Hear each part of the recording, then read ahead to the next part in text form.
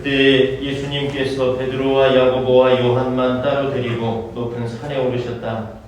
그리고 그들 앞에서 모습이 변하셨다. 그분의 옷은 세상 어떤 마전장에도 그토록 하얗게 할 수 없을 만큼 새하얗게 빛났다. 그때 엘리야가 모세와 함께 그들 앞에 나타나 예수님과 이야기를 나누었다. 그러자 베드로가 나서서 예수님께 말하였다. 스승님, 저희가 여기에서 지내면 좋겠습니다. 저희가 초막셋을 지어 하나는 스승님께, 하나는 모세께, 또 하나는 엘리야께 드리겠습니다. 사실 베드로는 무슨 말을 해야 할지 몰랐던 것이다. 제자들이 모두 겁에 질려 있었기 때문이다. 그때 구름이 일어 그들을 덮더니 그 구름 속에서 이는 내가 사랑하는 아들이니 너희는 그의 말을 들어라 하는 소리가 났다. 그 순간 그들이 둘러보자 더 이상 아무도 보이지 않고 예수님만 그들 곁에 계셨다. 그들이 산에서 내려올 때에 예수님께서는 그들에게 사람의 아들이 죽은 이들 가운데에서 다시 살아날 때까지 지금 본 것을 아무에게도 말하지 말라고 분부하셨다. 그들은 이 말씀을 지켰다. 그러나 죽은 이들 가운데에서 다시 살아난다는 것이 무슨 뜻인지를 저희끼리 물어보았다. 주님의 말씀입니다. 그리스도님 찬양합니다. 참 예수님, 네. 오늘은 지난 몇 주간에 비해서 많은 분들이 미사에 참여하셨네요. 네. 성당도 지금 40명이 꽉 찼고 요아방에도 4분이 들어가 계시고 컨테이너에도 앞에 신발 있나요? 교우분들이 또 많이 오셨어요. 네, 기쁜 일입니다.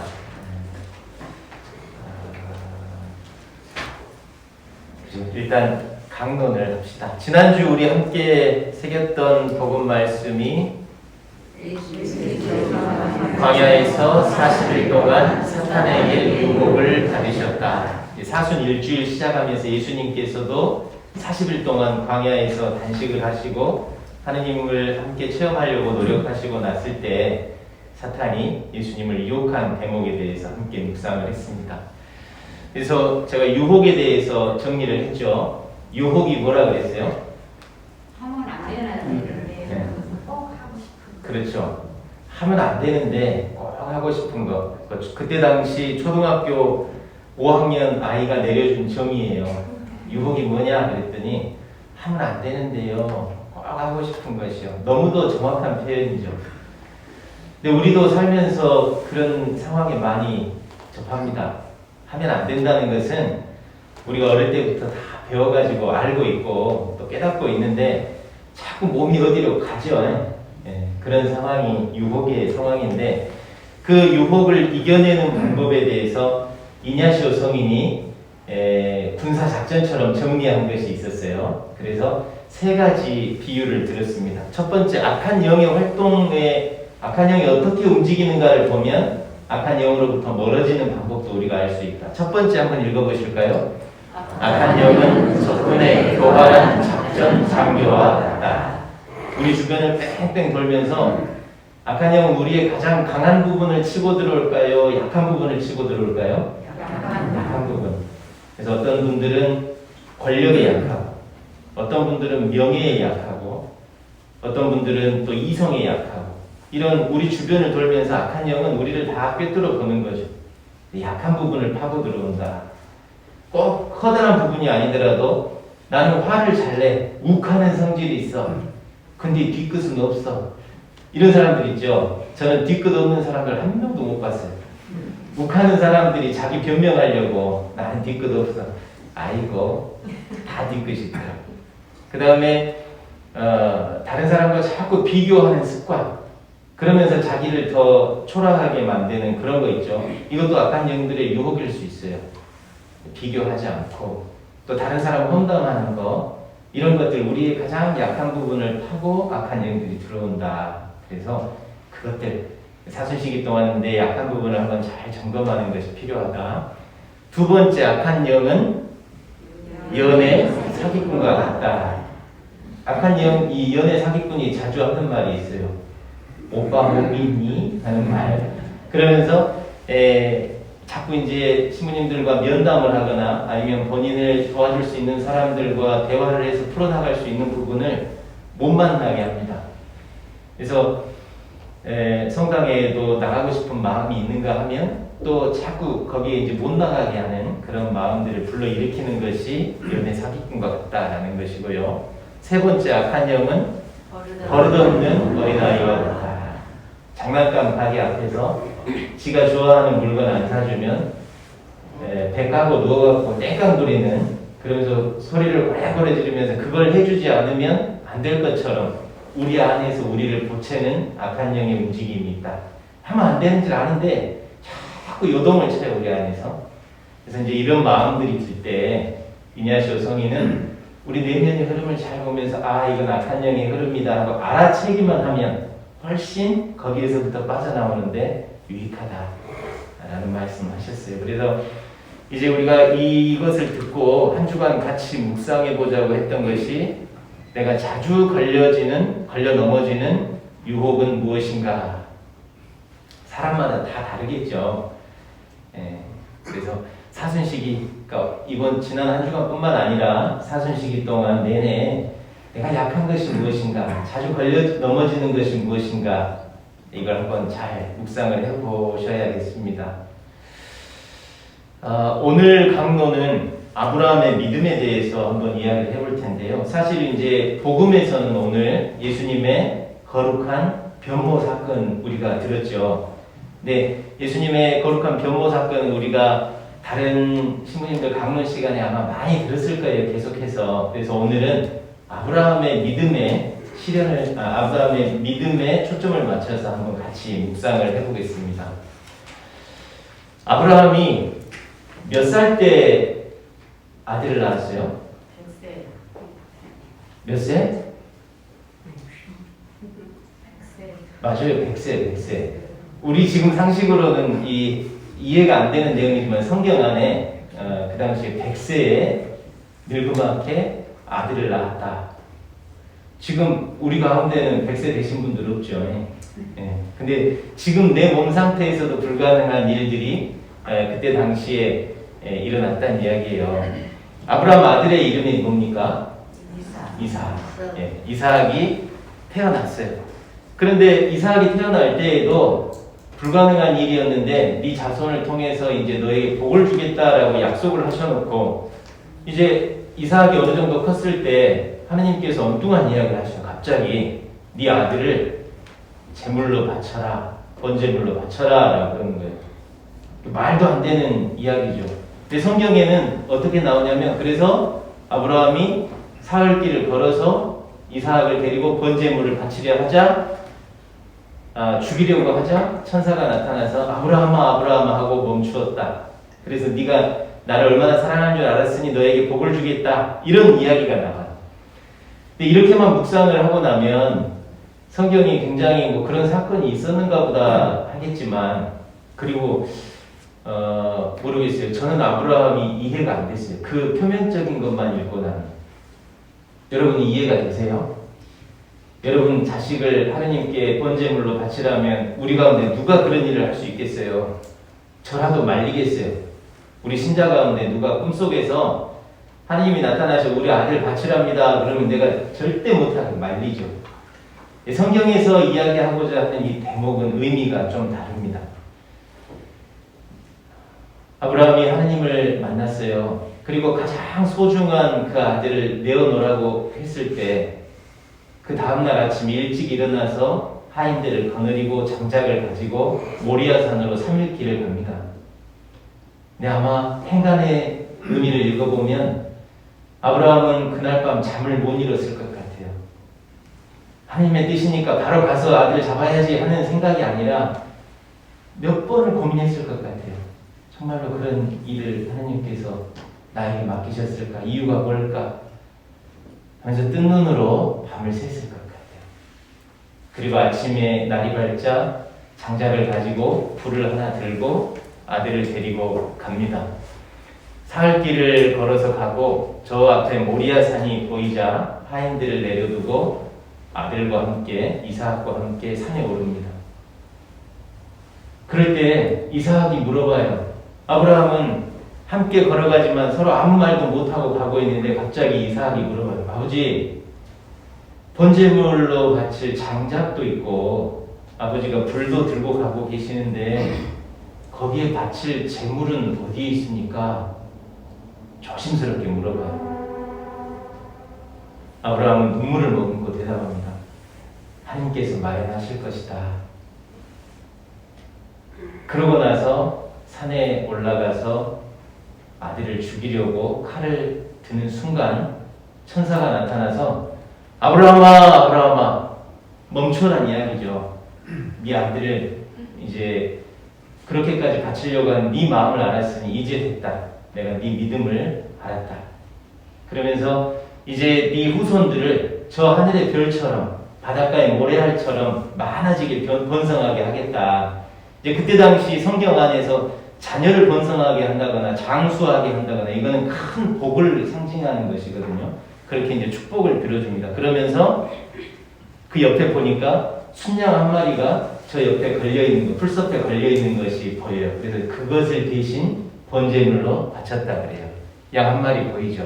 그래서 하느님께서 미리 마련하셨다라는 것을 뭐라고 부르냐면 네 글자로 야훼 이레 이렇게 부릅니다. 히브리 말로, 유다인들이 사용하는 말로. 그래서 우리들이 이제 그 어디 다니다 보면 저도 눈에 들어온 게 이레 산업, 뭐 이레 농원, 뭐 이런 그 간판들이 있죠. 이거 보면 분명히 그 열심한 개신교 신자들이 대부분 그런 이름들을 많이 써요. 이상하게 천주교 신자들은 우리 그 신앙이 드러나는 간판은 잘 안 쓰는 편인 것 같은데 그런 면에서 개신교 신자들은 참 대단하죠. 저는 그런 모습들도 좀 부럽기도 합니다. 아무튼 야훼 이레 성경에 보면 무슨 뜻이라고 나온다고요? 주님의 산에서 마련된다라는 그런 의미랍니다. 이것을 좀 더 현실 안에서 묵상을 해봤어요. 이 사진을 보면 제가 재작년 여름에 지리산 갔을 때 이제 찍어놓은 이정표인데 세석, 산장, 또 벽소령, 연하천 이 갈림길에 있어요. 이제 이것을 보여드린 이유가 뭐냐면 신학생 때 1학년에 입학을 하면 1학년 전체를 데리고 부제님들이 1학년들을 데리고 2박 3일 동안 지리산 산행을 해요. 종주를. 전통적으로 우리 광주신학교는 그렇게 해왔었어요. 그런데 1학년 때는 뭐 이제 갓 20살이고 2박 3일 동안 지리산 종주를 해본 적이 없기 때문에 부제님들이 일일이 다 챙겨줍니다. 첫날, 이제 전날, 출발하기 전날 다 함께 자면서 가방, 배낭을 싹 꺼내가지고 일회용품들은 싹 쓰레기를 다 줄이고 쌀은 쌀대로 이렇게 반찬은 반찬대로 다 적당한 짐으로 다 이렇게 넣어줘요. 그래서 이제 그 화엄사부터 시작해서 딱 올라갑니다. 노고단까지 올라가는데 가다가 이제 점심도 해먹고 또 산장에 도착하면 저녁도 해먹고 하잖아요. 재밌는 사실은 처음에 올라갈 때는 짐이 다 골고루 분배가 됐어요. 무게를. 근데 점심 한번 해먹고 나면 다 자기 가방에서 꺼내는데 쌀이 남아있어요. 자기가 가져왔으면 자기가 싸야 될 거 아니에요. 근데 무거우니까 내려놔. 내 거 아닌 척. 또 다음 장소에 가서 예를 들어서 이제 벽소령에서 물을 뜰어 내려가려면 산장에서 좀 아래로 내려가야 돼요. 그러면 이제 힘드니까 물을 뜰어 내려가야 되는데 신학생들이라고 제가 먼저 가겠습니다. 그런 사람 없어요. 어떻게 하면 안 가볼까 하고 딴 데 쳐다보고 있고 그때 당시에는 뭐 몰래 담배도 막 한쪽에서 피우고 있고 막 그런 사람들도 있었어요. 그러니까 이제 지리산 종주를 1학년 때 시켜보는 이유가 거기서 딱 드러납니다. 사람들의 바닥을 한번 보는 거예요. 얼마나 잘하는가, 그리고 어떤 마음을 가지고 있는가. 힘든 상황에 처하니까 다 밑바닥이 드러나더라고요. 이건 제가 재작년에 지리산 종주하면서 중간에 이제 기분이 좋아가지고 하나 찍었던 셀카인데, 예. 지리산 종주를 하면서 느낀 것은 이제 1학년 때, 그 뒤에는 제가 이제 해마다 지리산 종주를 쭉 해왔고, 제가 6학년 때 부제반 때는 또 1학년들을 데리고 또 산에를 가봤는데 우리 모습하고 똑같더라고요. 부제반 돼서 1학년들 데리고 가니까 1학년들도 이게 우리말로 뭐라 그래요? 돌을 굴리고 있어요. 돌 굴리는 소리가 다 나. 그래서 분명히 이제 한번 유심히 봤어요. 그러니까 너무 재밌는 거예요. 우리 모습하고 똑같다. 그런 생각이 들었어요. 인생에서 만나는 어려움과 고비, 우리가 감당하기 어려운 그런 고비들을 만날 때 그때 하나 깨달은 게 있습니다. 그것은 사람의 진심이 드러나더라 하는 거예요. 좋을 때는 다 잘할 것 같아요. 신앙도요. 내 일이 잘 될 때는 하나님 계신 것 같아서 열심히 합니다. 그런데 어려움이 드러나면 하나님도 외면하게 되는 게 우리들의 마음이더라고요. 신자들을 쭉 둘러보니까 유명 연예인 가운데 한 명이 몇 년 전에 텔레비전에 나와서 이제 인터뷰를 하는데 자기가 건강하고 인기가 많을 때는 사람들이 옆에 그렇게 많았대요. 근데 이제 건강을 잃고 인기가 떨어지고 나니까 옆에 사람들이 다 떠나갔다는 거예요. 그래서 너무나 힘든 시기를 본인이 겪었고 우울증도 겪었고 자살 충동도 느꼈고 그러다가 어떻게 해서 몸은 회복되었는데 나중에 인터뷰를 하면서 이런 이야기를 하더라고요. 다 떠나가고 나니까 진실한 친구만 남대요. 한두 명의 진실한 사람만 제 옆에 남았습니다. 그래서 저는 그 어려운 시기지만 처음에는 너무나 실망했는데 나중에 옥석을 가려내는 그 시간이 되었습니다. 시련의 시기는. 그런 이야기를 하더라고요. 그래서 어려움 자체에 걸려 넘어질 필요는 없다. 그 시기를 오히려 진실한 내 옆에 진실한 사람이 누구인가를 발견하는 기회로 삼는 것도 좋겠다 생각을 해보았습니다. 성경 대목 같이 한번 읽어보실까요? 하나님께서 아브라함을 시험해 보시려고 아브라함아 하고 부르시자. 이게 오늘 창세기에서 아브라함이 모리아산으로 가게 되는 이야기의 시작이었습니다. 하나님께서 아브라함을 뭐 해보시려고요? 시험해 보시려고. 근데 이 시험이라는 그 상황은, 용어는 나중에 이 사건을 다 체험하고 나서 고백하고 보니까 아브라함의 진심이 드러나는 그런 시험을 보신 것이죠. 그리고 우리가 일반적으로 생각하는 이 고난은 진짜가 가려지는 시기, 다시 말하면 옥과 돌을 구별할 수 있는 그런 시기가 된다라는 것이었습니다. 그래서 이제 이 사건들을 우리가 한번 정리를 해보겠습니다. 한번 읽어보실까요? 시련은 진실을 바라보게 합니다. 첫 번째, 우리가 묵상할 수 있는 것. 우리가 겪게 되는 모든 어려움들 있죠. 우리 일상에서의 어려움들은 진심을 바라보게 합니다. 그 고통 앞에서 내 속마음도 드러나고 이웃의 속마음도 드러난다.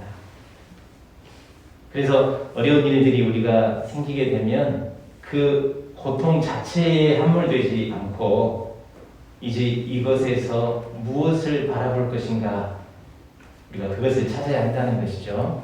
두 번째, 때로 나의 가장 소중한 것을 잃을 때가 있다. 그 가운데서도 믿음을 잃지 않는 것이 신앙이다. 하나님께서 끝내 마련해 주신다. 우리 가운데에는 젊어서 배우자를 잃었던 분도 계십니다. 남편을 먼저 하나님 품으로 보낸 분도 계시고, 아내를 먼저 하나님 품으로 보낸 분도 계시고, 또는 아주 고통스럽게도 자녀를 먼저 하나님 품으로 보낸 분들도 계십니다. 우리가 살다 보면 하나님께서 우리의 소중한 것을 빼앗아 가신다라고 느낄 때가 있습니다. 그것이 바로 오늘 우리가 복음 1독서에서 보았던 아브라함의 시련이 아닐까, 저는 그런 생각을 해봅니다. 그렇게 되면 많은 경우에 하나님 믿어도 아무 소용 없더라, 하나님이 계시면 어떻게 나에게 이런 고통을 주실까 하면서 하나님을 떠나가는 경우들이 있습니다. 그래서 우리는 그런 때에 미리 준비를 합시다. 아브라함의 믿음을 좀 깊이 묵상할 필요가 있습니다. 그때 걸려 넘어지지 않고 하나님께서 늘 내 옆에 계신다. 그리고 복음의 말미에 우리가 보았던 것처럼 대신 바칠 순양 한 마리 놓아주셔요. 그것을 뭐라고 불러요? 야훼 이레. 하나님께서 마련해 주신다는 거예요. 근데 그것은 알겠는데 중요한 것은 그것이 마련되는 시기가 언제인지 그것만 알아도 신앙생활 하겠죠. 그런데 영성가들은 이렇게 대답을 합니다. 그 시기는 같이 한번 읽어보실까요? 주님께서 원하시는데. 주님 그때가 언제입니까? 저는 죽겠습니다. 그런데 영성가들은 그것은 나도 마음 아픕니다만 주님께서 원하시는 때 이루어 주실 것입니다. 그럼 어떤 방법으로 이루어 주실 것입니까? 읽어보실까요? 주님께서 원하시는 방법으로. 삶의 주도권을 하나님께 다시 돌려드리는 것이죠. 그래서 우리가 너무도 어려운 이야기예요. 사실 오늘 우리가 묵상하는 아브라함의 시련은 너무도 어려운 이야기입니다. 그래서 제가 쉽게 말할 수 있는 부분도 아닙니다. 우리 교우 여러분들이 우리의 삶 속에서 우리의 아픔을 질겅질겅 씹어먹고 마음 안에 피를 흘리고 피눈물을 흘리고 나서야 깨달을 수 있는 이야기들이기 때문에 사실 너무도 조심스럽고 어려운 이야기입니다. 그러나 우리가 미리 묵상을 해볼 필요는 있겠죠. 하나님께서 우리의 시련 속에서 함께 계시면서 우리가 겪는 어려움을 함께 하고 계신다는 그 믿음, 그 어려움 속에서도 믿음을 잃지 않고 살아갈 때 끝내 하나님께서 우리를 지켜주시려는 그 믿음, 그것을 가지고 신앙생활을 해나가기를 바랍니다. 그래서 우리가 한 주간, 이번 주간 생일 말씀 읽어보실까요? 여기 있습니다. 아브라함이 천사가 아브라함아 아브라함아 부를 때 했던 응답이에요. 예, 여기 있습니다. 속으로 이해되지 않지만 피눈물을 흘리면서 아들을 해치려고 할 때 천사가 불렀던 그 아브라함아라고 불렀던 그것에 대한 응답이었죠. 우리 삶 속에서도 이해되지 않을 때라도 어떤 일을 내가 감당해야 될 때 하나님께서 나를 부르실 때가 분명히 있을 것입니다. 그럴 때 우리도 이 대답을 할 수 있으면 좋겠어요. 예, 여기 있습니다. 3번 선포하면서 오늘 강론 마치겠습니다. 예, 여기 있습니다. 예, 여기 있습니다. 예, 여기 있습니다.